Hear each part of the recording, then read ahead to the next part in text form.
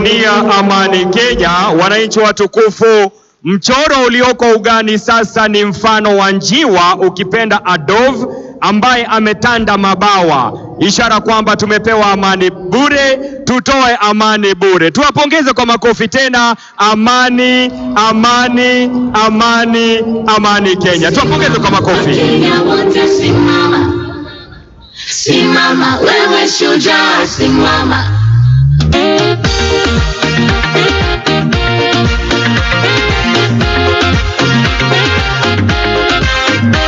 Nchi yangu, jukumu langu, mimi ni shujaa, shujaa. Najivunia taifa langu, mimi ni shujaa, shujaa. Simama, Wakenya wote simama.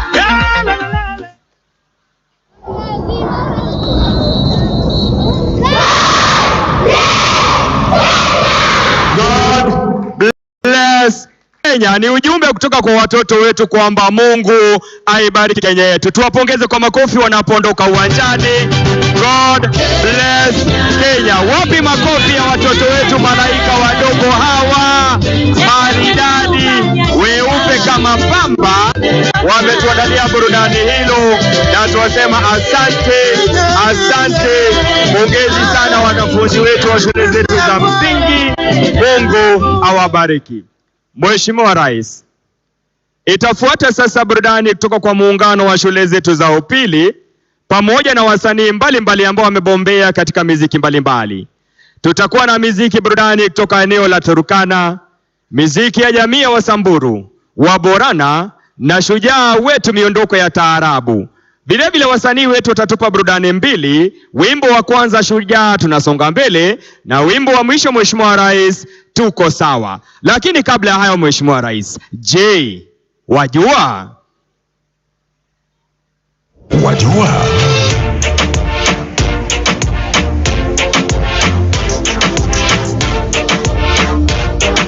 kuwa kwenye historia ya michezo Kenya imebobea kote duniani.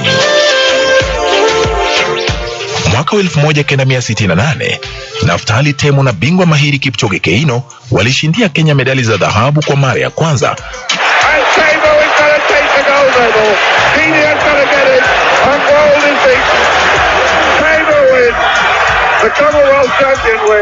Baadhi ya wanariadha wengine tunaowaenzi ni kama vile Paul Ireng, Wilfred Bungei, Moses Tanui, Paul Tergat, Tekla Lorupe, Catherine Dereba, Ezekiel Kemboi, Samuel Wanjiru, Vivian Cheruyot, Pamela Jelimo, Daniel Simiu, Margaret Muriuki na wengineo.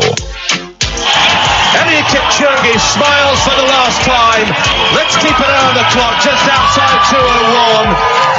Kipchoge is a history maker in Berlin yet again. Eliud Kipchoge anashikilia rekodi ya dunia katika mbio za marathon, huku David Rudisha akiweka rekodi ya mbio za mita 800. It's David Rudisha, 1:40.91 is shown on the clock. Beatrice Chepkoech naye anashikilia rekodi ya mbio za mita 3000 kuruka viunzi na maji upande wa wanawake. Beatrice Chepkoech, the fastest woman in the world, becomes the world champion here in Doha. Keep an eye on the clock. She's inside 9 minutes, 8:57.85. Na mwenzake Bridget Kosgei ni bingwa wa mbio za marathon za wanawake. Wanariadha Helen Obiri is finally on top of the world. What a run from the Kenyan.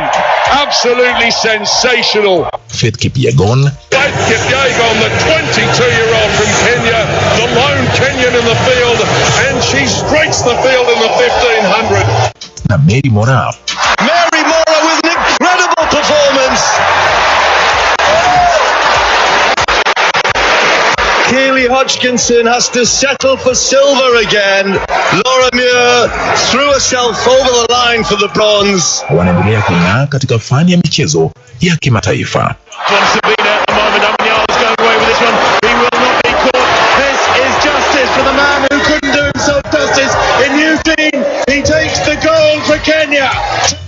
Pia tuna mwenzi Ferdinand Omanyala ambaye anaendelea kutamba katika mbio za mita 100.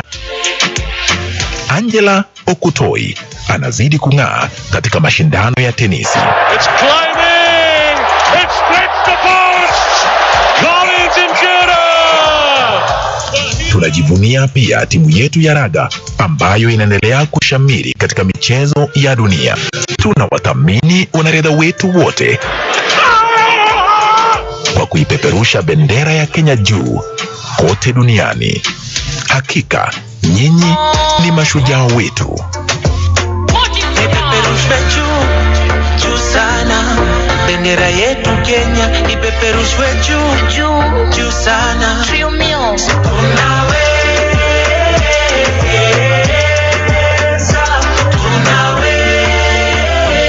Tunaweza, ipeperushwe juu. Sasa wajua. Na hata mimi nimejua. Tupate burudani. PPMC Production.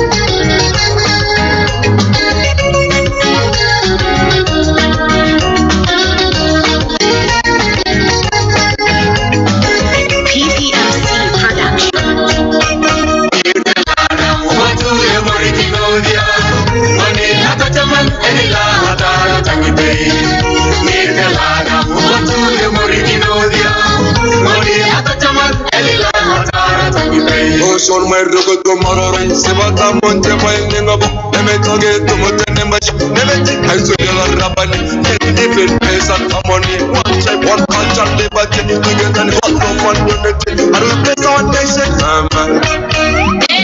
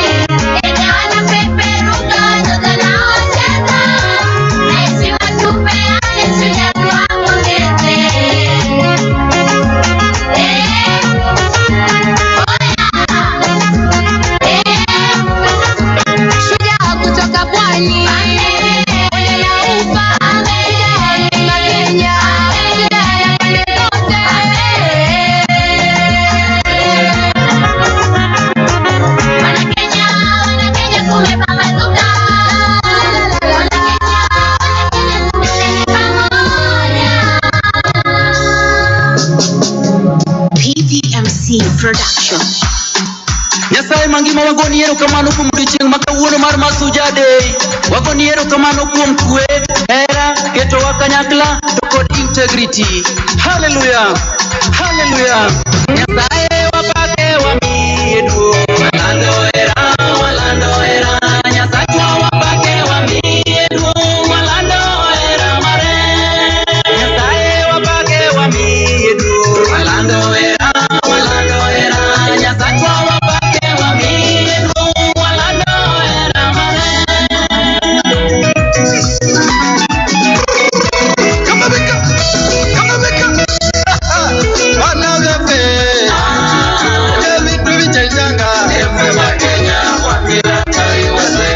Bakenya ulino buyanzi luno Mwikwela muzalendo wefe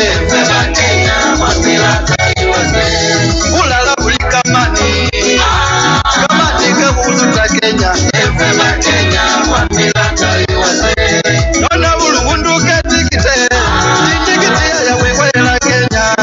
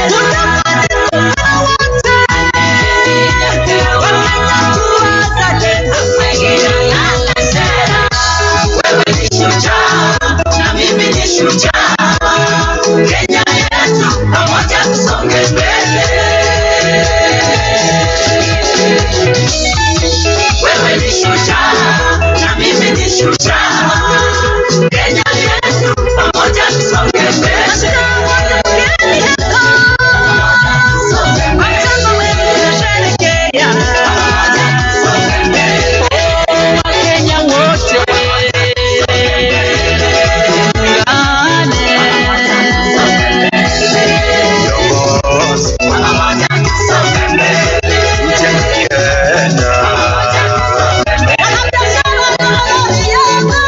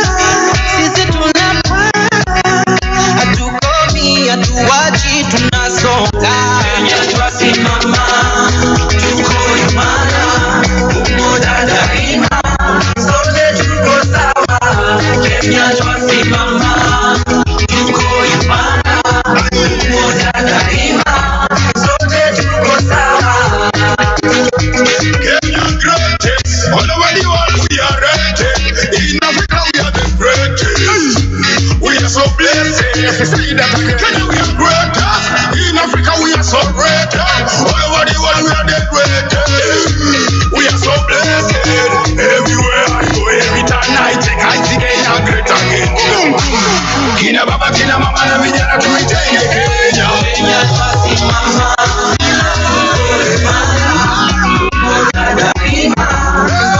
tuko sawa. Kenya twasimama, tuko imara, umoja daima, sote tuko sawa. Kesho na washo ni leo, Kenya tuwapi tuko maendeleo. I got the talent, niko na keo. Shujaa na skantani imezaliwa leo. Kwa zadi notokia na hii style, mkisikiza mnadeko kabisa. Muremeni ngoma za isa, msani kabisa. Slogan chatisha, Kanairobi niko machampe. My love for the country na band bless. Na vile koshua siwezi guess. Sisiri sijawi la many bless. Shujaa na entertainer the president.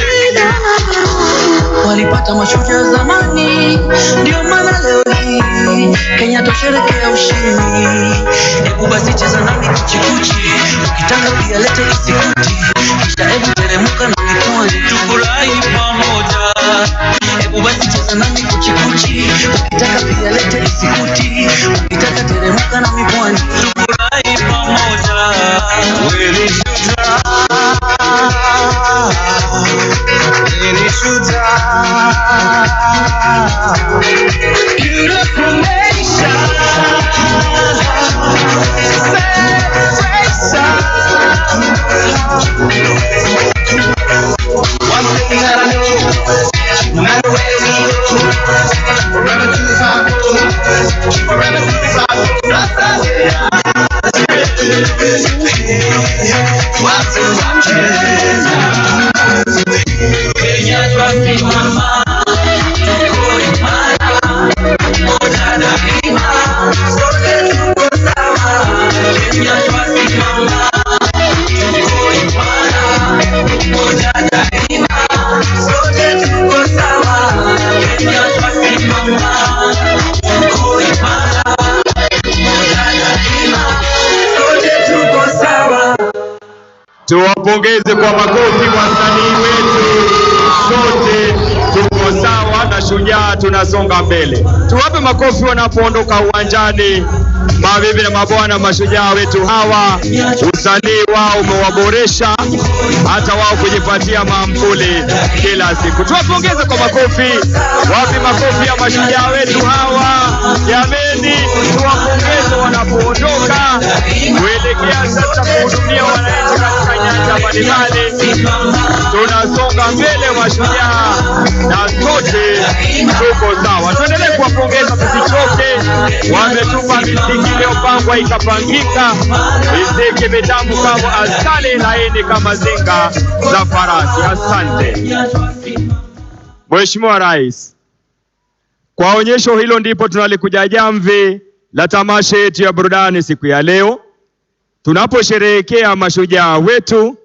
Kauli mbiu nchi yangu jukumu langu, mimi ni shujaa. My country, my responsibility, I am a hero. Tunawashukuru Mheshimiwa Rais wote waliopanga na hata wale walioshiriki, na bila kusahau Mheshimiwa Rais kutaja kwamba baadhi ya walioshiriki siku ya leo ni kati ya washindi wa tamasha za muziki za kitaifa ambazo zimeisha majuzi. Asante Mheshimiwa Rais. Naomba sasa kwa unyenyekevu Mheshimiwa Rais unikubalie nimwalike gavana wa kaunti ya Nairobi Mheshimiwa Johnson Sakaja aweze kuendelea. Karibu gavana. Sana Mheshimiwa Rais wa Jamhuri ya Kenya na Amiri Jeshi Mkuu wa jeshi zetu za ulinzi, mama wa taifa mpendwa Rachel Ruto, naibu wa Rais Rigathi Gachagua na Pastor Dorcas Gachagua, maspika wetu wa bunge la kitaifa na bunge la seneti, jaji mkuu, mawaziri na mawaziri wateule wakiongozwa na waziri mkuu mteule Musalia Mudavadi, wabunge, magavana na wananchi kwa jumla, hamjambo. Mheshimiwa Rais, leo hii ni jukumu langu kwanza kukupongeza na kukukaribisha na kuwakaribisha nyote katika jimbo la Nairobi kwa sherehe yako ya kwanza kama rais baada ya kuapishwa ya Mashujaa Day. Sherehe hii inafanyika katika kiwanja ya kihistoria ya Uhuru Gardens, ambapo bendera ya Kenya ilipandishwa mara ya kwanza kwa sababu ya juhudi ya mashujaa wetu, na tunakuomba utufungulie ili wananchi hawa watoto waweze kuja kwa maktaba kuona hadithi ya wale ambao walipigania uhuru wetu, waweze kumuona Tom Mboya, waweze kuona hadithi ya Kapenguria 6, ili pia hao waelewe ile vita ambayo ilipiganiwa kupata uhuru wetu. Mheshimiwa Rais, tunajua kwamba kwa leo Wakenya hawezi kurudi kwa misitu kupigania uhuru, lakini tunaweza kuwa mashujaa katika nyadhifa zetu mbalimbali. Tuko na madaktari wetu na wauguzi ambao kila siku wanajitolea kuhudumia wananchi wetu, wakati mwingi bila vifaa vinavyofaa. Hao ni mashujaa. Tuko na walimu wetu ambao wanapambana kila siku na CBC wakifunza watoto wetu ili waweze kuza siku za usoni. Hao pia ni mashujaa na tunawapongeza sana walimu wetu.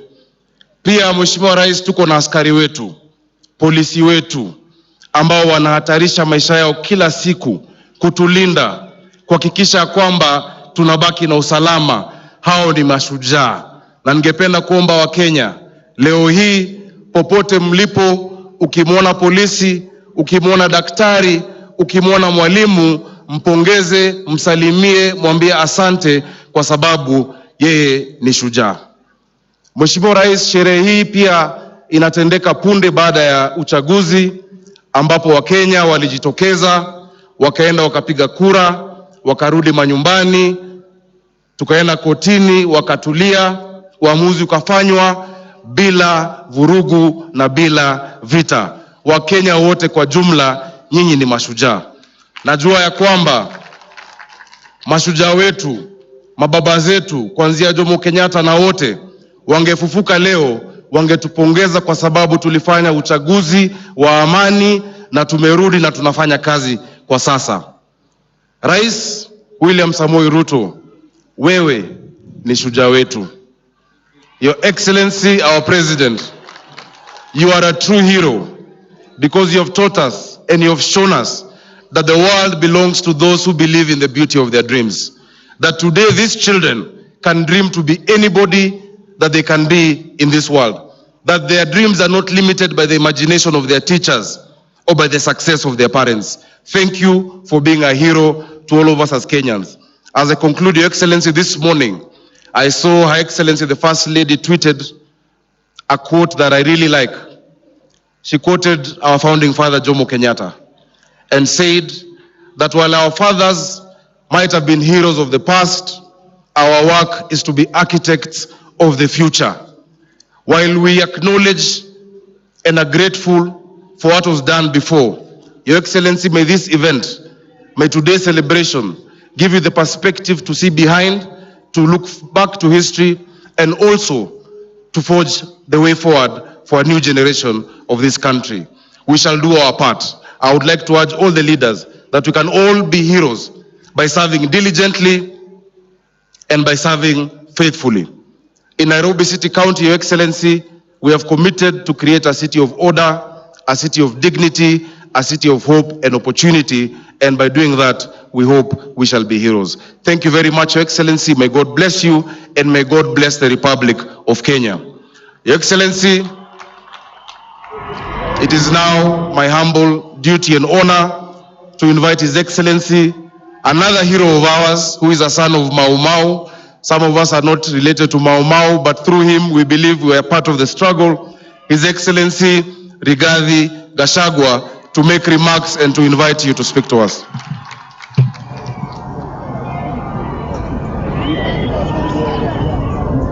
Thank you.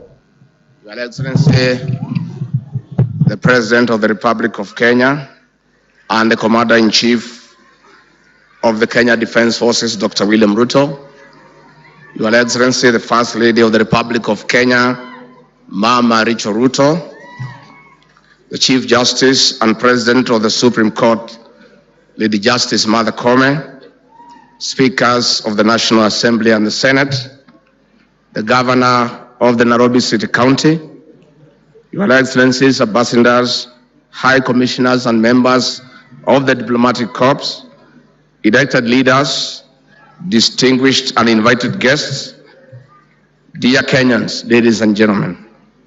Kenya hoye! I'm delighted to join all today in marking this year's Mashujaa Day celebrations at these historic Uhuru Gardens. Your Excellency, allow me first to congratulate you on your election as the 5th President of the Republic of Kenya on 9th August 2022. This being your first national celebrations of Mashujaa Day to officiate since assumption of the executive office of the President of the Republic of Kenya. It is a momentous occasion for the people of Kenya and in the history of our beloved republic. Mr. President, I also wish to congratulate all the elected leaders in the just concluded elections and remind them that it is time to deliver. We cannot afford to waste a single minute. We know Kenyans are suffering, and no more talk. It is now time to work. Your Excellency, allow me to most sincerely thank the people of Kenya for exercising their constitutional right to vote, but more importantly, upholding peace before, during, and after the elections. Kenya is a mature democracy, and indeed our great nation is back as an island of peace. Irrespective of our political differences, it is time to work and deliver. We are all Kenyans. This is our nation, and we are rising together. This is the freedom our forefathers fought for. This is the freedom Kenyans voted for. No more room for pain and suffering. Indeed, Mr. President, the real freedom is here with us today. Mr. President, this day reminds us all of history, our struggle and the blood shed by Kenyans. It shows us the beauty of purpose, the beauty of unity and purposeful living. Our forefathers and heroic Kenyans, who we celebrate today from all phases of our liberation and struggle, gave us a nation we are proud of. This is our country. We are one people. We have a duty to make this nation greater than we can imagine in all spheres of our lives. Mr. President, your government, the Kenya Kwanza government, has a plan to make Kenya a great nation, as envisaged in our manifesto, where everyone matters and every hustle matters. I want to assure you, Mr. President, of my commitment as your deputy, round the clock, to assist you in delivering to the people of the Republic of Kenya. Your Excellency, the challenges that we face as a nation, ranging from social to economic, belong to all of us. I call upon all Kenyans to each make a contribution every day in a simple or a small way. It matters. As they say in Kiswahili, umoja ni nguvu. Your Excellency, without further ado, it is now my humble duty to welcome you to address the people of Kenya. And let me ask all of you to be upstanding. And ladies and gentlemen, the President of the Republic of Kenya.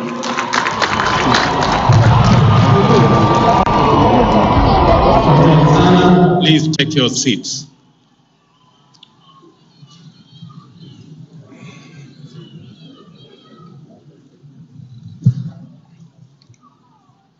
Nairobi hoye! Mashujaa hoye! Kwanza mimi nataka tuwapigie makofi wale waimbaji waliotuimbia hapa, walifanya kazi mzuri sana. We celebrate our artists, we celebrate those who have made presentation to us. It was quite a feat, and I could see a lot of science behind the presentation and the performance that they showed. Let me also take this very early opportunity to thank God for making the child of a simple Kenyan to be the president of Kenya.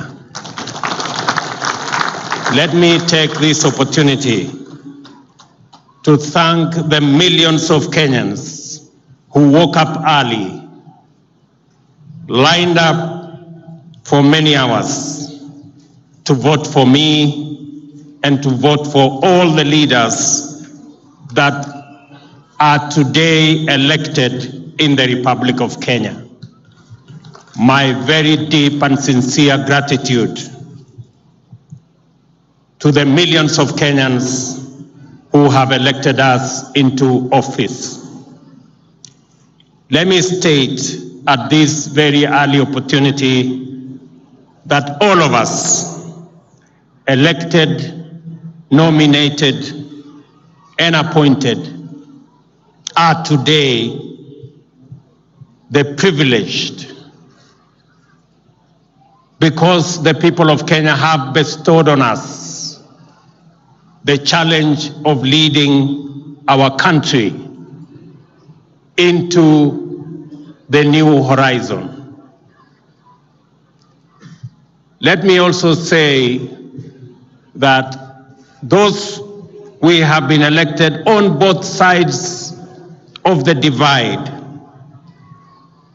together we must shepherd this country into a safe and prosperous future. I want to state that I will work with all the leaders who have been elected in all formations for the good and for the prosperity of our country.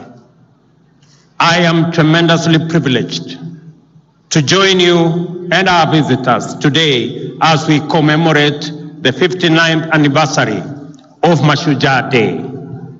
It is with great humility that I preside over this year's celebration for the first time as president, and I am humbled and grateful for the honor to be your leader. We solemnly observe this important day every year in order for us to reflect upon where we have come from as a nation. We mark this day to consider the troubled road we trod through, the sorrowful wilderness of cruel colonial injustice, and the price that we paid in blood, toil, anguish, and death for us to be a free people. We take this opportunity to also celebrate the histories of our heroes and heroines who sacrificed valiantly in our freedom struggle. Their character, and most particularly and importantly, the values and principles which inspired, sustained, and vindicated them so that we may emulate them by leading lives worthy of their sacrifice.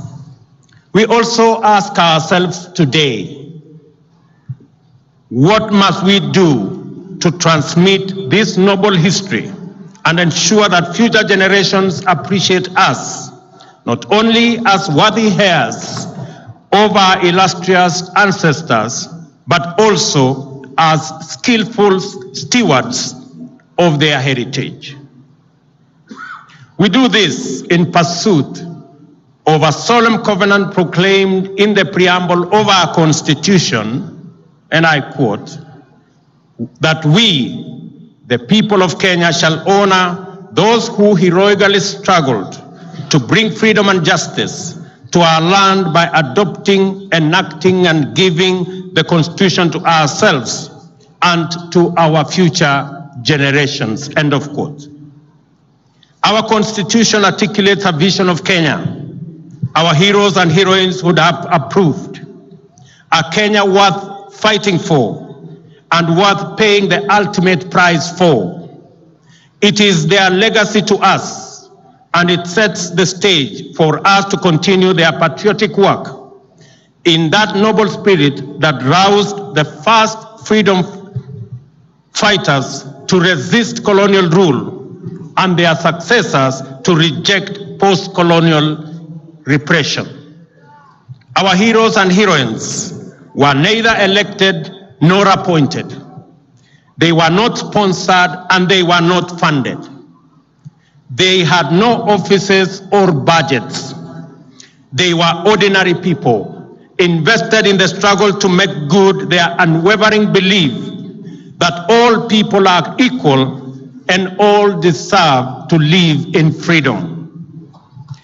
People of all walks of life, subsistence farmers and traders, clerks and former soldiers, teachers and their learners, preachers and their congregations, drivers, cooks, and farm workers ran away to the forest, armed with nothing but the conviction that a more just way of life is possible and that it is worth fighting for.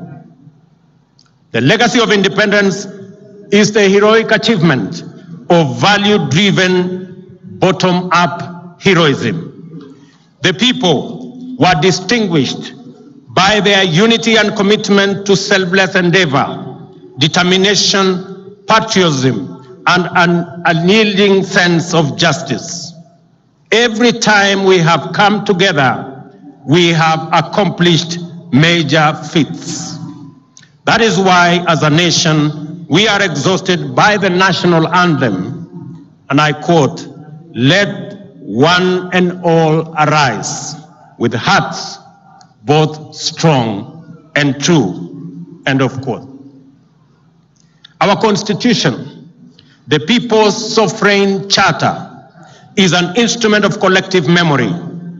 It proscribes tyranny, marginalization, and oppression, provides institutional means to dismantle injustice and eradicate inequality, and gives us an opportunity to expand freedom and actualize rights. It also defines human well-being to be the reason for individual and collective action, as well as objects of the totality of our national enterprise. We are united in common endeavor with those who came before us and did so much for our country. We may define ourselves as a nation proudly standing on the foundation of the Constitution, united in pursuit of the well-being of every citizen. The principal reason for promulgating our Constitution then was to inscribe the values which animated our history of accomplishments and to project them in a manner that resonates across generations. The national values and principles of governance set out in Article 10 form the soul of this dispensation. They define the parameters of patriotism, exemplary service, selfless sacrifice, and profiles us in terms of who we are and who we ought to be individually and as a nation. We can and we must employ these values as beacons for identifying people whose contribution honor the memory of our heroes and heroines and bring greatness to our nation. It is time, ladies and gentlemen, to direct our focus on the work that each one of us does to understand how we contribute to our individual well-being as well as that of our communities and our nation.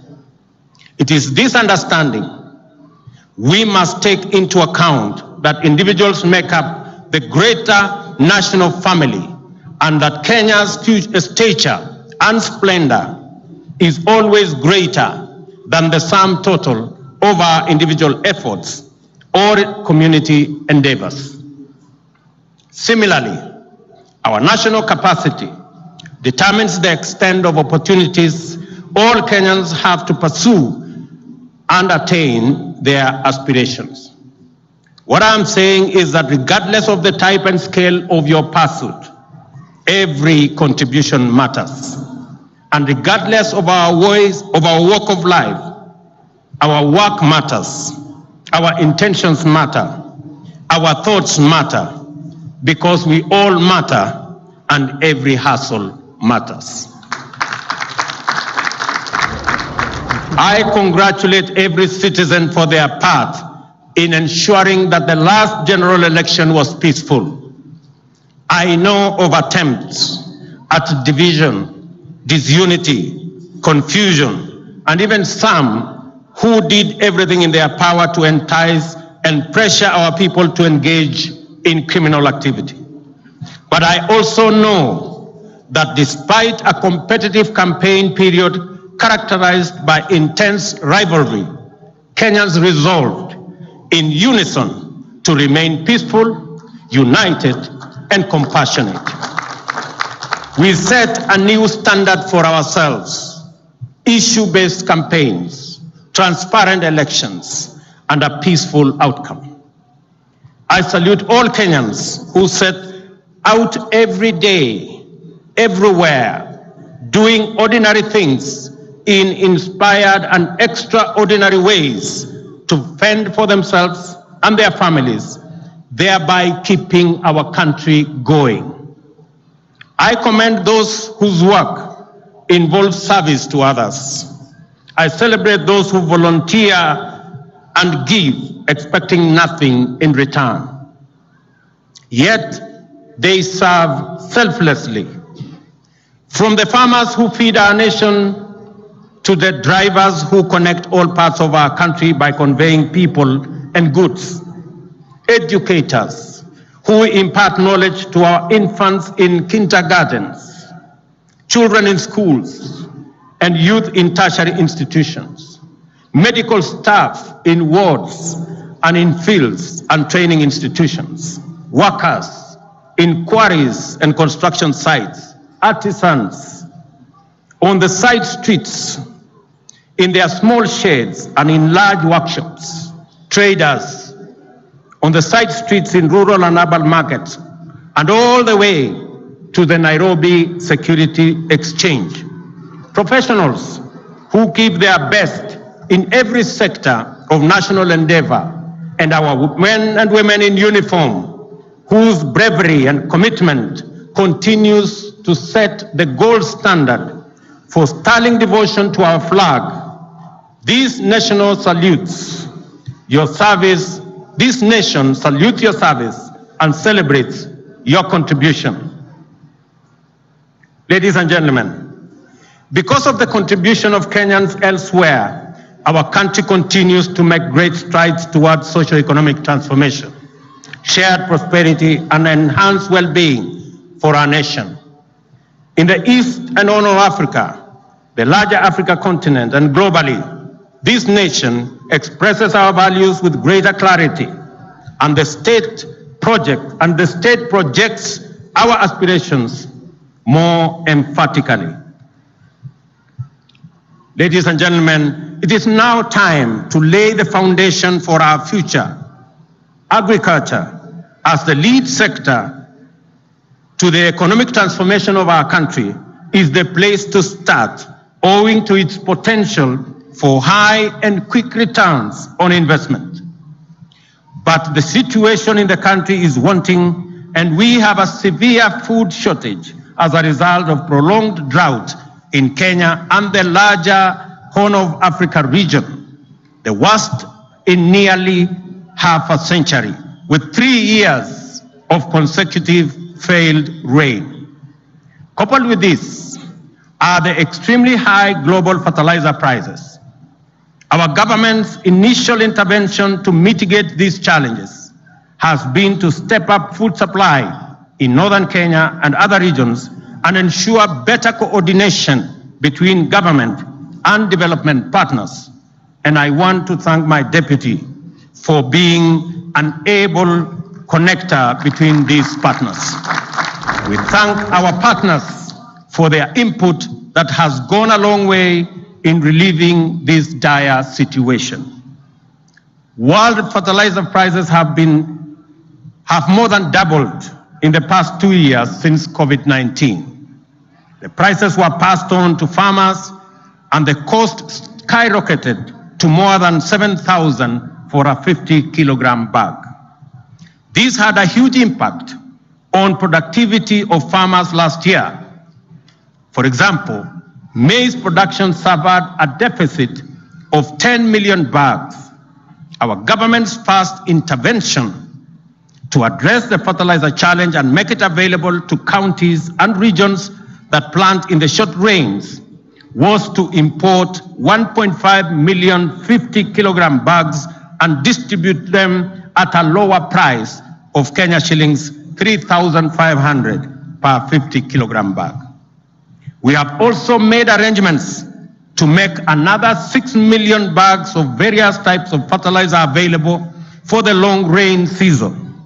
We have also asked county governments to work with us on the last mile delivery to centers close to farmers so that fertilizer can be easily accessible. These, however, are short-term measures, and we have to take very bold steps to end the perpetual cycle of hunger and dependency on rain-fed agriculture. We must eradicate hunger in our country in the shortest time possible. To do this, we have the following plan. We have to increase agricultural productivity as a first step. We will support all farmers to access quality inputs such as seeds, fertilizer, and pesticides, among others, and also ensure that our farmers have access to extension services in order to improve farming skills. In the short term, we will continue with the fertilizer import program. But in the medium term, the government plans to have fertilizer manufactured in partnership with EAC countries in our region. On seeds, our government will work with local research institutions and both public and private sectors to scale up seed multiplication for all crops. However, irrigation is the ultimate solution in guaranteeing food security in our country. In 2017, the government set out to build 57 dams to harness water for irrigation and domestic use. Many did not even start. Few are complete, while the rest are ongoing. The huge capital outlay required for dam construction in the context of competing budgetary priorities poses a huge challenge to this program. And to address this challenge, we are working on innovative investment mechanisms through public-private partnership to construct at least 100 dams. Consequently, it would be possible to progressively irrigate the 3 million acres already identified as irrigable land. In the next 3 years, the government plans to double the land under irrigation to 1.4 million acres. Of this, 200,000 acres will be under rice irrigation and 500,000 under other food crops. Rice production in Bunyala, the Tana Delta, Rahole in Garissa, Mwea and Ahero will take priority as these are areas that have already mechanisms for us to upscale. Our dairy farmers struggle with the high cost of feed and challenges of storage, preservation of milk, and access to markets. To assure them that they are on our priority list, we have taken immediate steps to reinstate the stalled milk coolers program, and the distribution of 650 milk coolers will resume shortly. In our plan, we have identified dairy and livestock economy as subsectors with the quickest economic turnaround time, and we will become key drivers, and they will become key drivers in improving food security, creating jobs, and boosting our exports. We have equally committed to close the housing gap, which stands at 2 million units as at now. Our target is to increase the supply fourfold, from 50,000 units every year to 200,000 units every successive year. Already, 2,592 units have been completed, 40,000 are under construction, and over 500 units that require financial backstopping and funding for bulk infrastructure are now being worked on and are in the pipeline. I am happy to report today that the interest in the housing sector has grown immensely, and that many private investors, including pension funds, have submitted proposals on the housing projects they would like to invest in. We will work together on these projects to facilitate their realization. It is clear from engagements with investors that the government needs to evolve from being a mere enabler to becoming a sponsor of major projects. Not only will we provide land and bulk infrastructure for our housing program, but I will personally take charge of the process to unlock the challenges that inhibit investment. For instance, VAT exemption on inputs has been enacted to lower the cost of construction, but its implementation has been curtailed by delays in approving applications for VAT refunds. As a result, developers pay VAT, but the cost saving is not enjoyed by the end buyers. Government will resolve such issues with the urgency required. Ladies and gentlemen, let me emphasize that the housing agenda is not just about four walls and a roof. The demand for affordable housing is an opportunity to create jobs and stimulate the economy. Our manufacturing sector, which already supplies many products in the construction industry, will have expanded business opportunities, and other relevant sectors will also benefit from this endeavor. Other housing inputs, such as doors, windows, gates, and hinges, will be made by our Juakali industry. We are designing the program in a way that will upgrade and support Juakali by linking it to our technical and vocational institutions. In the end, we expect enterprises that produce housing products to emerge and expand, creating jobs and wealth for hustlers, making our housing plan truly transformational from bottom up. We want, ladies and gentlemen, to create the experience of hardworking Kenyans like John Ochieng, who is present here as one of my guests today. I met him 2 days ago when I handed over keys to new homeowners in Ongata Rongai, Kajiado County, under the Affordable Housing Scheme. Ochieng began working as a carpenter in that housing project when it began 2 years ago. Then, home ownership to him was a mere dream. 2 years later, he owns an apartment in the same estate he helped to build as a carpenter. Given that there are developments today that cater for housing needs for ordinary Kenyans like John, I am convinced that it is possible to provide quality, affordable housing for rent and sale, and Ochieng's story will be replicated multiple times over throughout the country. We therefore proceed with confidence that we will provide quality, climate-smart housing that Kenyans can buy with mortgages for as low as 5,000 shillings a month, to be made available through various home financing arrangements. Next week on Tuesday, I will break ground in this same constituency at the Gibera Soweto B in Nairobi for a housing project which will deliver thousands of social housing units.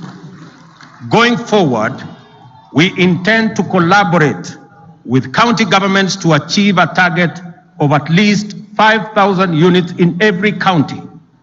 Counties with larger metropolitan areas have a greater opportunity and can target as many as 50,000 units, since as demand is higher due to population density in those counties. We have asked counties to identify land.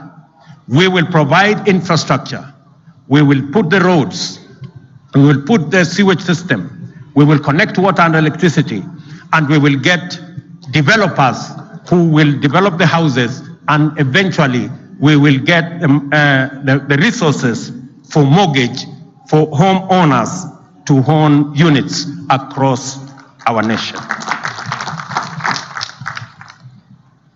Fellow Kenyans, access to credit is a stimulant that invigorates the economy. However, high interest rates crowd out the private sector, and especially the small and medium enterprises. Our commitment on affordable credit was at the heart of the Kenya Kwanza election campaign. Already, expectations are very high across the country on our promise to provide a fund that will offer affordable credit to those at the bottom of the pyramid. I am aware that the most significant question in the streets today, in border parking lots and fresh produce markets, is when will the Hustler Fund become operational? And I want to tell them I have an answer for you today. Even before the fund is set up, we have made several interventions to make credit accessible. Safaricom, and I want to thank them, and their financial partners have brought down the cost of Fuliza by reducing interest rates by 50%.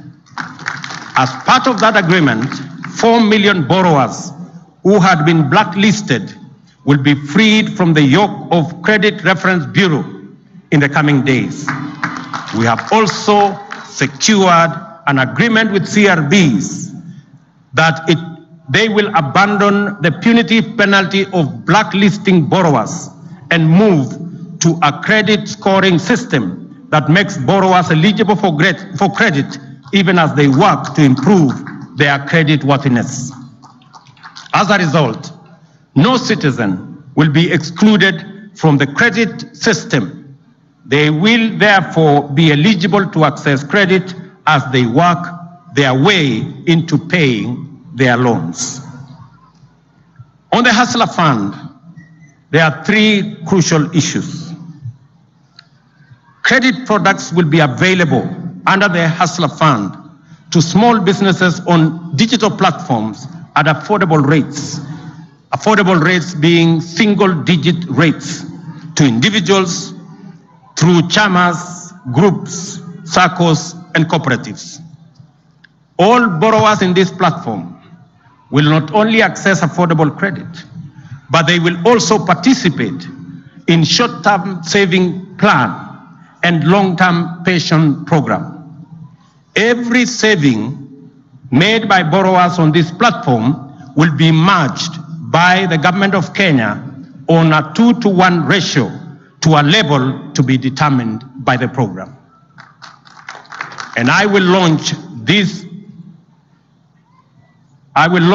fund credit and savings product on the 1st of December this year. Health is front and center of socio-economic development. The failure of a health system undermines prosperity. Kenyan families spend a total of 150 billion in out-of-pocket expenditure on health services a year, mobilized from various sources including Harambes, WhatsApp and M-Pesa groups, loans, sale of land and other assets to pay hospital bills for loved ones. Also, many small businesses fail when owners fall ill and cannot work or divert money to pay medical expenses. It is no wonder then that it is commonly said that most families and individuals in Kenya are one illness away from poverty. 1 million Kenyans sink into poverty every year because of medical expenses. We want to lift, and we must, this punitive burden from the shoulders of Kenyans and their businesses through our universal healthcare plan. The plan is to revitalize primary healthcare by laying more emphasis on preventive and promotive strategies. Many critical health illnesses, including cancer, heart complications, kidney failure, and hypertension, can be detected and addressed at this level without the need for hospital visit or admission. Our health reform commitment is therefore threefold. In partnership with county governments, we will mainstream community health workers and make them the foundation of our health system. Reforming the National Health Insurance Fund is a necessary imperative. Progress has been made in enrolling more members, and in the last 10 years, 12 million Kenyans have joined the fund. The challenge, however, is that the NHIF is an occupational scheme that is tailored for salaried people on payroll in public and private sector, and not the social insurance scheme it ought to be.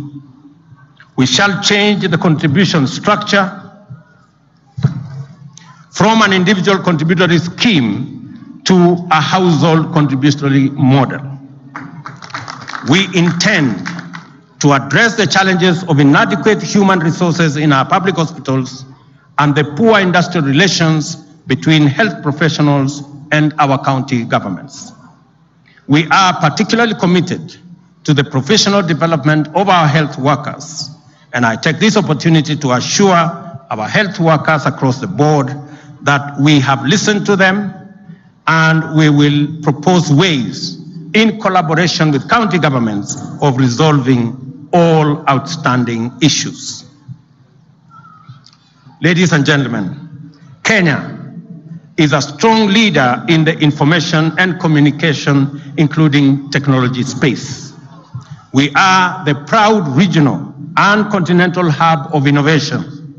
We have the appropriate policy framework, constitutionally protected freedoms of expression, media, information, and communication to dominate the creative art and entertainment arena. Our young people have consistently shown robust interest in this field and are engaged on various platforms, generating captivating content that is appreciated globally and regionally. There is tremendous potential for our country to become a global leader, employ hundreds of thousands of young people, and generate immense wealth if we facilitate the young people to plug into the global digital economy. To achieve these purposes, the government is committed to invest in the digital superhighway and the creative economy, which will be enablers of transformation, productivity, and overall competitiveness. Over the next 5 years, the government will ensure universal broadband availability through the rollout of connectivity throughout the country. The laying of an additional 100,000 kilometers of national fiber optic network is expected to deliver this target, and already we are in discussion with the players in that sector. Government services shall be made available throughout the country at greater convenience to citizens through digitization and automation of all critical government processes, with a view to bringing at least 80% of government services online. Moreover, to bring more Kenyans, especially the youth, online for business, learning, entertainment, and socialization, the government intends to take measures to bring down the cost of calls and data.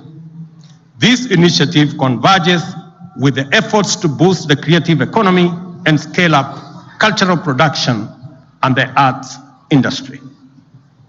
Our government is also committed to the establishment of more art and culture infrastructure, including theaters, music auditoriums, and galleries, and extensive refurbishing of facilities to expand space for artistic and cultural expression and production. The government is also firmly committed in investing in the robust delivery of 5 pillars of our plan for socio-economic transformation. This investment is undertaken in full recognition of our national values and principles of governance, as well as broader national interests and goals.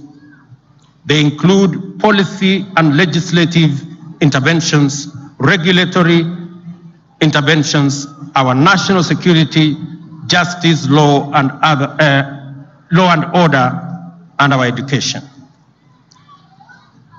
Ladies and gentlemen, there are parts of this country where personal safety and security are precarious and life expectancy is low. Poverty and the cost of living are high because markets and supply chains have been disrupted or threatened by insecurity in these areas. The well-being of residents in these areas is as paramount as that of every other citizen in Kenya. They too deserve to live and work in safety and dignity and to pursue happiness without let or hindrance. And yet, terrorists, bandits, cattle rustlers, and all manner of violent criminals have held them back, extinguishing or deferring for far too long too many hopes and dreams as the rest of the country makes progress. It is time for this lawlessness to stop and stop for good. Our government has undertaken necessary personnel realignment in the security services to facilitate the rapid achievement of our objectives in this sector. On my first day in office, I executed the instruments to actualize the financial autonomy of the National Police Service and have given the necessary directives to enable it rapidly achieve national security strategic objectives. These actions extend to the facilitation of the Director of Criminal Investigations to expeditiously resolve investigations to a standard that can support effective prosecution and secure convictions. The independence of the National Police Service is essential for its institutional credibility and efficiency, citizen safety and welfare, and effective maintenance of law and order. A professional police service fosters harmonious relations with citizens and communities, cannot be weaponized in pursuit of divisive or partisan agenda, and can never resort to disastrous policies like extrajudicial murder as part of policing. I believe we can keep this country safe and secure without tormenting our people. We can efficiently and effectively suppress crime, monitor and disrupt and apprehend criminals without abducting, torturing, killing, or causing citizens to disappear. It is time to retire these terrible tactics and professionalize our criminal justice system. That is why my government is taking strong measures to facilitate the enhancement of capacities along the entire security chain. I have directed that immediate measures be undertaken to disband the Special Services Unit in the Directorate of Criminal Investigation, and with urgency, investigations must be commenced so that those found culpable are held to account. There must also be robust mechanisms throughout the police service to maintain high professional standards, scrupulous adherence to the rule of law, accountability for actions and decisions, and operational transparency. At the terminal end of this chain, the government has also undertaken its obligations to observe judicial independence while actualizing the judiciary fund, enhancing budgetary allocation to enable it to invest in infrastructure and facilitate the appointment of more judges to expand access to justice. Effective deterrence of crime requires robust prosecution, while economic efficiency, investor confidence, and competitiveness all depend on effective dispute resolution. A well-resourced, independent, impartial, and thoroughly professional judiciary is indispensable for good governance, law and order, and is also essential for financial sustainability, transactional effectiveness, and business competitiveness.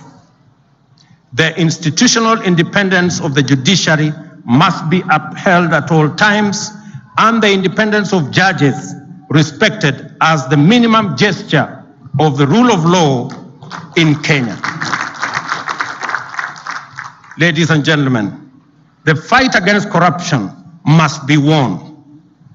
Our government intends to wage this fight and demonstrate its commitment to zero tolerance to corruption by making all public servants accountable and submit to the oversight of Parliament and other constitutionally mandated institutions.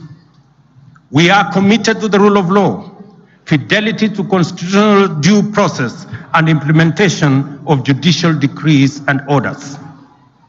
Most critically, under my administration, there shall be no interference with or any attempt to control, direct, or undermine independent institutions, including those in the justice, law, and order sector.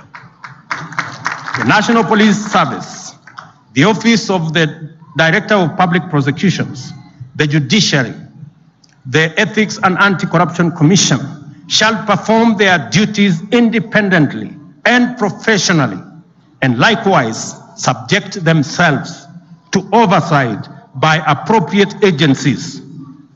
This is our vision for ensuring that the war on corruption is not itself corrupted by inappropriate interventions.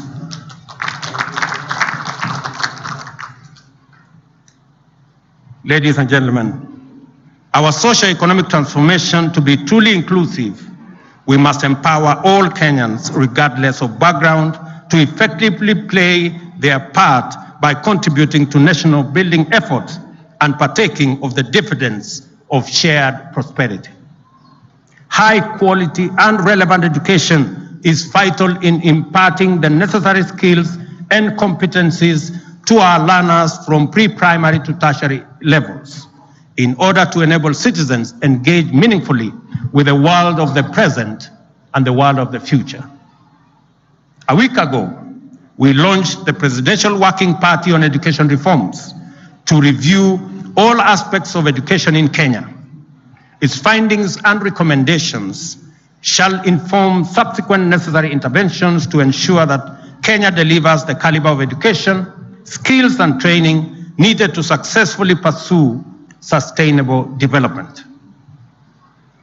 As we do that, ladies and gentlemen, we are equally concerned about climate change and its impact on Kenya generally and our arid and semi-arid regions in particular. We will address the effects of this phenomenon as its ravaging effects at home and abroad.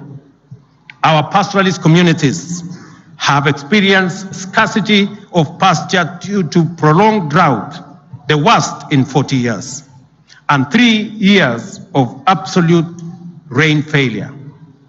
As a result, we have lost 2.5 million heads of livestock owing to this very severe drought. Rising food prices have made an already bad situation worse. Elsewhere, communities in rural and urban areas across the country are equally struggling under the weight of high food prices and shortage of water. Without a doubt, Climate change is complicating our roadmap towards socio-economic transformation and achievement of sustainable development goals. As we seek short-term measures to respond to the evolving situation, I have directed that a long-term and sustainable solution to the planetary challenges be put in place. The ultimate solution includes greening our country to more than 30% of tree cover by 2032.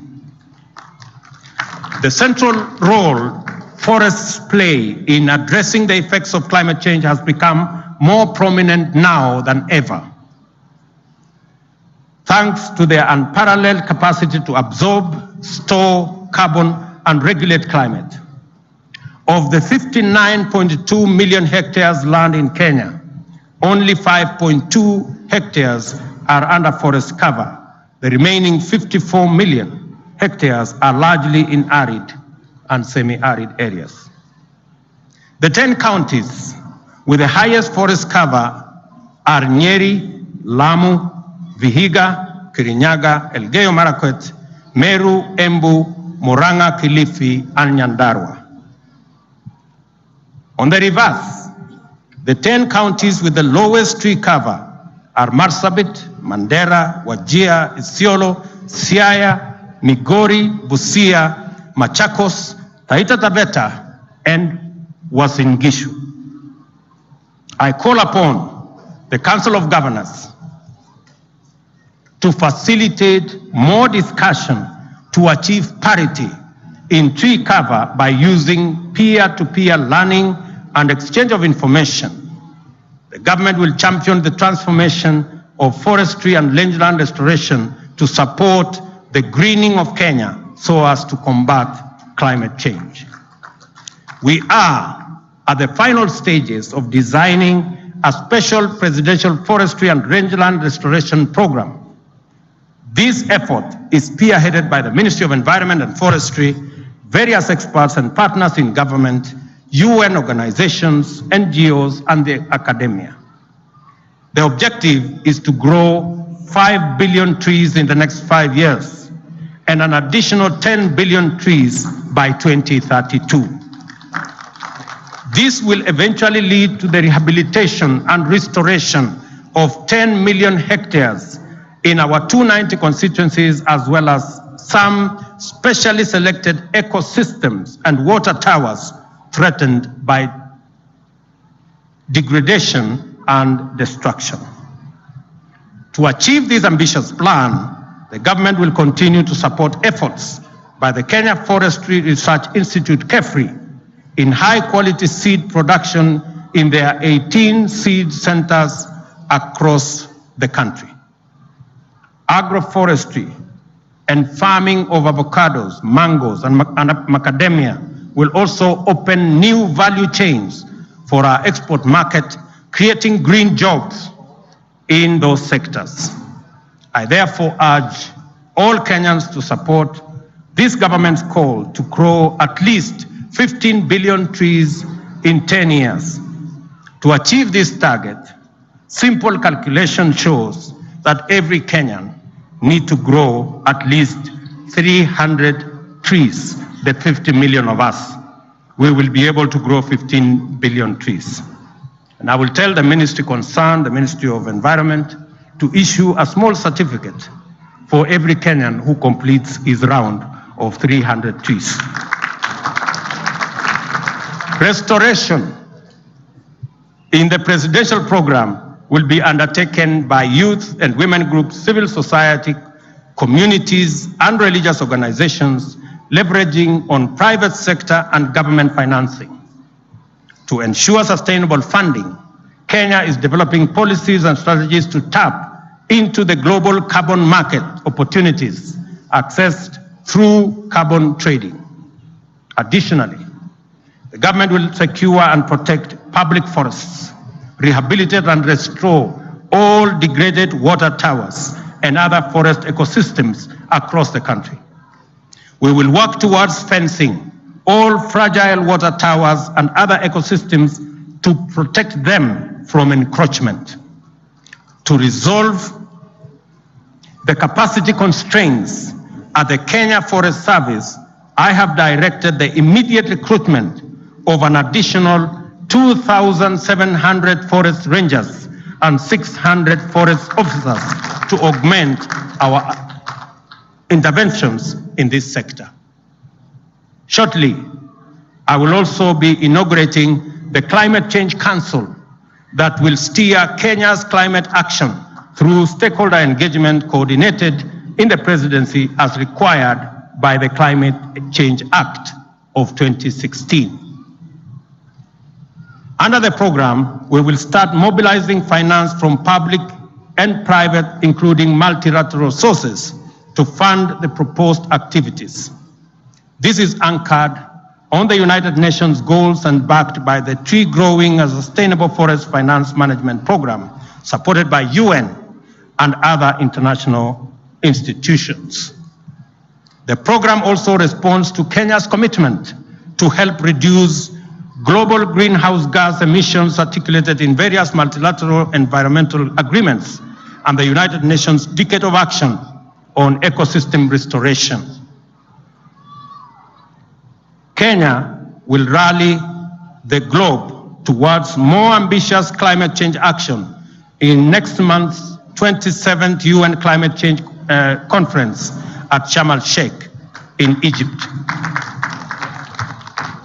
In an increasingly interconnected world, ladies and gentlemen, our well-being depends on engagements with our neighbors, continental fraternity, and international partnerships.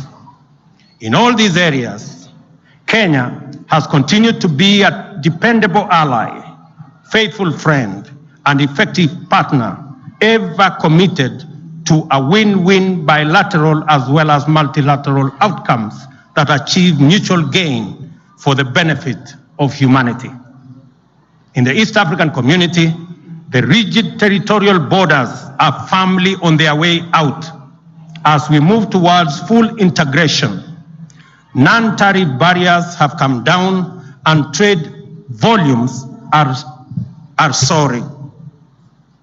The community is becoming even more tightly connected with infrastructure systems crisscrossing the member countries. The possibility of an East African Federation is no longer a wild imagination or an idle dream. It is no longer a matter of if, it is a matter of when. In recent days, I have been to our sister countries in East Africa to take care of mutually beneficial regional business. In Ethiopia, we launched Safaricom Ethiopia Telecom's money business, which expanded Safaricom and M-Pesa regionally, and their footprint dispersing ICT innovation and deepening the revenue base of our company. Simultaneously, Safaricom becomes the largest foreign investor in Ethiopia and Kenya's biggest foreign investor abroad ever. The East African community has become a close-knit neighborhood, and everyone's well-being has become everybody's business.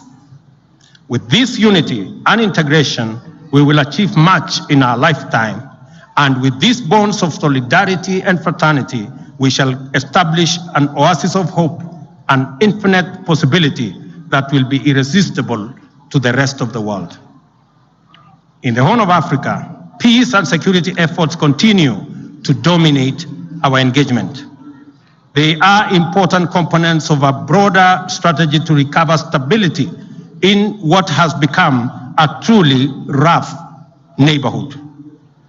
Countering violent extremism, controlling the illegal movement of small arms, peace building, and peacekeeping initiatives will continue to dominate our future agenda.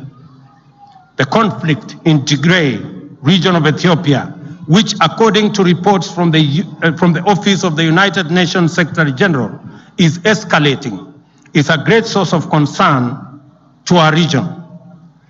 Kenya will continue to play its role by making such contributions as is required by the Africa Union-sponsored mediation efforts. The sooner hostilities cease and a face-to-face talks commence, the better for our region. The region is experiencing its 5th season of severely low rain due to climate change. As a result, mitigation strategies, resilience building initiatives, and climate change management programs have become urgent. The pressure on the capacity of regional states has never been greater. On the continental stage, we have sustained our Pan-African credentials since the dawn of Africa unity. That is why various frameworks of the African Union find expression in our domestic agenda.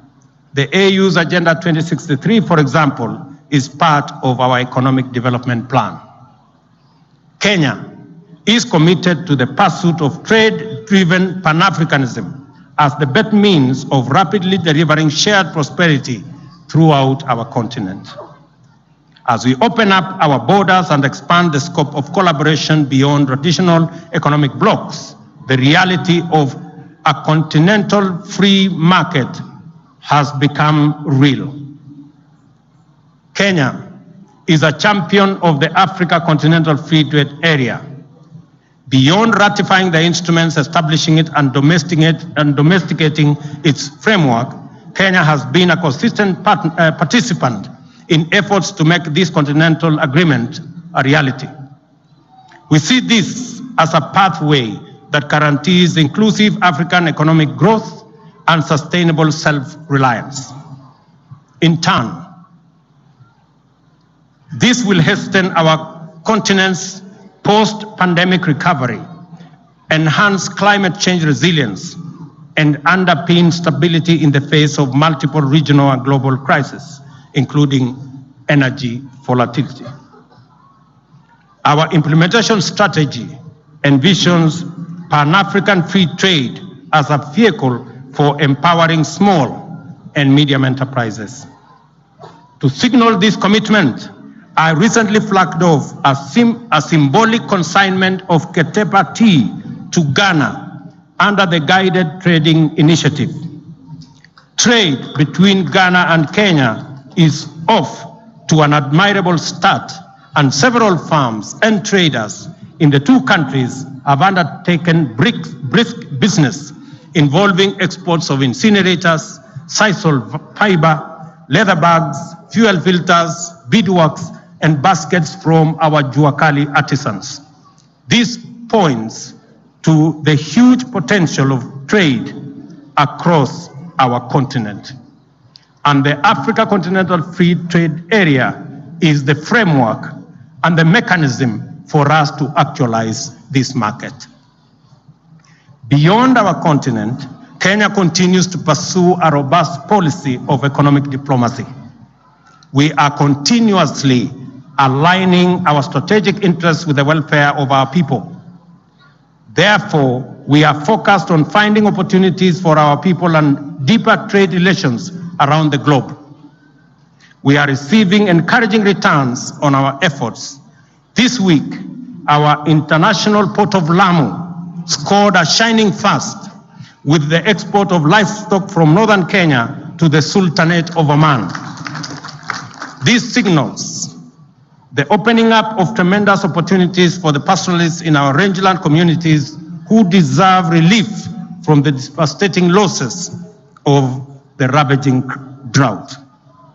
We also remain devoted to our strategic engagements with key development partners like the United States, which is now Kenya's premier trading partner, as well as the United Kingdom, which for a long time has held that position, the European Union, Middle Eastern nations, the Far East, including China and Japan, and indeed many other players in the world. Kenya's diplomacy is deliberately shifting into emerging opportunities. We are prepared to exploit the potential of the blue economy and the fast evolving digital universe to position our young generation as competitive global players. Kenya's commitment to multilateralism is a fundamental plank of our diplomatic strategy and foreign policy. This has defined our international outlook since the advent of self-government and full sovereignty. We have hosted several multilateral institutions and aspire to receive more. Kenya has participated in many multilateral undertakings, including humanitarian missions, international peacekeeping, and pandemic responses. We join other nations of the Global South to advocate the democratization of global governance and to invest the multilateral system with higher moral imagination. We believe that global governance must reflect the values it claims to advance and protect. To effectively drive our diplomacy and international engagement, Kenya has unified and clarified its policy in our Vision 2030 and our government's 5-pillar plan to socio-economic transformation, the 5th East African Community Development Strategy, AU Agenda 2063, and the UN Sustainable Development Goals. The purpose of this alignment is to ensure that we forge a path for the achievement of our objectives of enhancing the well-being of ourselves and humanity. We have warned the international community about the global fertilizer shortage and the risk it poses to global food security. Whether we are speaking at the United Nations Environmental Programme in Nairobi or the UN Oceans Conference in Lisbon, our commitment to enhancing climate change responses is strong and vocal. Kenya advocates post-pandemic solidarity on a global scale to avert economic crisis in the wake of COVID-19 by mobilizing international partnerships and cooperation for recovery and resilience. This extends to the need to ease the debt burden of economically vulnerable developing countries and to afford them liquidity and fiscal space to manage shocks, enhance social investments, invest in climate change adaptation and mitigation, and address security needs and finance development. As an anchor state in the East Africa and the Horn, Kenya has sustained its robust efforts to achieve lasting peace and security. We have also used the opportunity to serve at the UN Security Council to give priority to regional peace, counter-terrorism, and violent extremism, support peace operations, and to further the climate change and security agenda. We consider these contributions to be critical in building a safe and peaceful world that is safe and conducive for human flourishing. Government efforts to affirm and project Kenya's stature globally has always been complemented by the contribution of Kenyan citizens who live and work in various parts of the world. This demonstrates the complementarity of state and citizen action and the inevitable alignment between patriotism and national well-being. We are all united in the quest for a Kenya we can all be proud to call home. Our diaspora continues to serve as Kenya's excellent ambassadors, along with our sports people and the Kenyans who continue to excel abroad in diverse fields. You make us proud, and in so doing, demonstrate the true spirit of Mashujaa. Kenya is a good neighbor, true friend, loyal ally, dependable partner, and hardworking member of the international community. We live up to its strong value system, fluently articulating the ideas of compassion, solidarity, justice, freedom, and sovereignty. As a nation, we project and amplify values and principles familiar to each one of us and which form the heart of our constitutional system. Greater fidelity to the Constitution and better compliance with its mandates and principles will only make us better citizens and worthy compatriots. It will make Kenya a stronger nation too. We therefore have a duty to respect, uphold, and defend the Constitution. The nation-building enterprise enlists citizens to recognize their stake in making and keeping Kenya great. Patriotism is a bottom-up affair. We are called upon to stand firmly on our values and strengths, and also strengthen our resolve to wage war on poverty and inequality by pursuing inclusive growth. Our aim is to remove all obstacles and bring down every barrier to progress. By celebrating our values, we honor our heroes, and every act of nation building is an expression of these values and a most appropriate remembrance of those who began our journey towards sovereignty, freedom, and happiness. This is a time for action. The opportunity to contribute to this historic project are limitless. It is time for us as citizens to play our part in making Kenya, the Kenya we imagine, come true, and to turn the nation we dream of into a living and a lived experience. This moment calls for the exercise of all our abilities, talents, gifts, skills, and strengths in pursuit of national as well as personal self-actualization. It demands that we demonstrate the patriotism of a new age and express the timeless values which unite us with our heroes and heroines. We are endowed with far greater capacity today than ever in our history to pursue and accomplish major feats. Our predecessors, with far modest means, nevertheless scored monumental triumphs.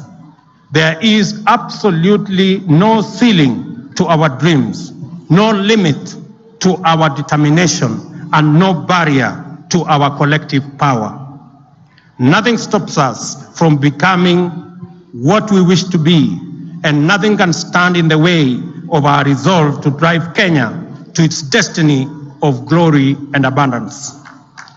I stand here, therefore, on this sacred ground, where we first raised our proud flag at the dawn of freedom, where we made a covenant to honor their glorious triumph and fine example by embracing their values and serving our nation, to rally every Kenyan to rise up.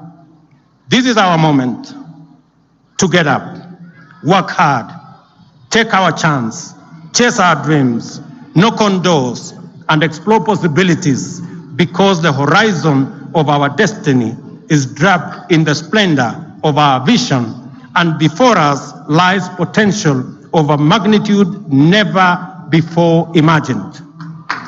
It is all ours for the taking, and I know we are ready, for it is our time. Ladies and gentlemen, happy Mashujaa. May our heroes continue to inspire us, and may our national values ever remain the true north of our moral compass. God bless you, and God bless our great country, Kenya. Asanteni sana.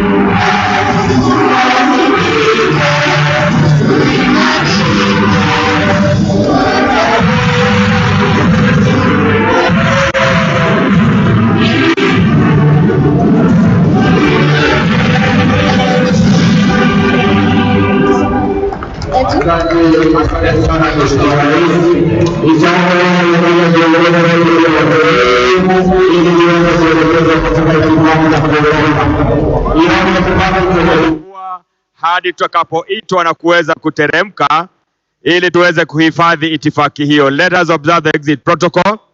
Niombe sasa magari ya msafara wa Mheshimiwa Rais Daktari William Ruto na mama taifa uweze kujongea tafadhali. Na wale wengine tuwe watiifu, tusubiri tafadhali hadi niwalete. Baada ya Mheshimiwa Rais kuondoka akisindikishwa na mkuu wa majeshi ya ulinzi ya Kenya, atafuata msafara wa Mheshimiwa Naibu wa Rais.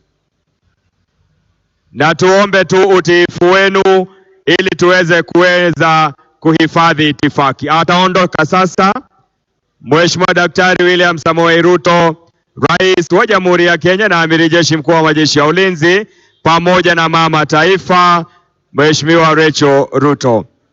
Wanasindikishwa na mkuu wa majeshi ya ulinzi Jenerali Robert Kibochi. Na baada ya msafara wa Mheshimiwa Rais kuondoka, utafuata msafara wa naibu wa rais pamoja na Pastor Dorcas Rigathi. Wale wengine tuendelee kuwa watulivu. Baada ya gari la Mheshimiwa naibu wa rais kuondoka, service commanders, wakuu wa vikosi mbalimbali watafuata. Kwa hivyo sasa tumpongeze anapoondoka Mheshimiwa Rais Daktari William Ruto baada ya kutuongoza katika sherehe ya leo. Msafara huo ukishaondoka, Mheshimiwa Rais, utafuatwa na msafara wa naibu wa rais Mheshimiwa Rigathi Gachagua na Mheshimiwa Pastor Dorcas Rigathi. Tulete magari ya Mheshimiwa naibu rais. Baada ya naibu wa rais kuondoka, kama nilivyotaja, watafuata wakuu wa vikosi mbalimbali, kisha spika wa bunge la kitaifa, spika wa bunge la seneti, jaji mkuu. Tulete msafara sasa wa magari ya naibu wa rais tafadhali. Msafara wa magari ya naibu wa rais Mheshimiwa Rigathi Gachagua na Mheshimiwa Pastor Dorcas Rigathi. Na niombe tu utulivu huo ili tuweze kuhifadhi itifaki hizo basi na msongamano. May we now allow the entourage, the convoy for His Excellency the Deputy President kindly. Magari ya msafara wa naibu wa rais tafadhali yajongee, kisha gari la mkuu wa majeshi ya ulinzi atafuatwa na wakuu wa vikosi mbalimbali. Shukran. Unafuata sasa msafara wa naibu wa rais. Asante sana. Thank you so much, Your Excellency the Deputy President and Her Excellency Pastor Dorcas Rigathi. Baada ya Mheshimiwa naibu wa rais kuondoka, nitampisha sasa mkuu wa majeshi ya ulinzi. Msafara wa magari ya mkuu wa majeshi ya ulinzi ukifuatwa na wakuu wa vikosi mbalimbali tafadhali ufuate.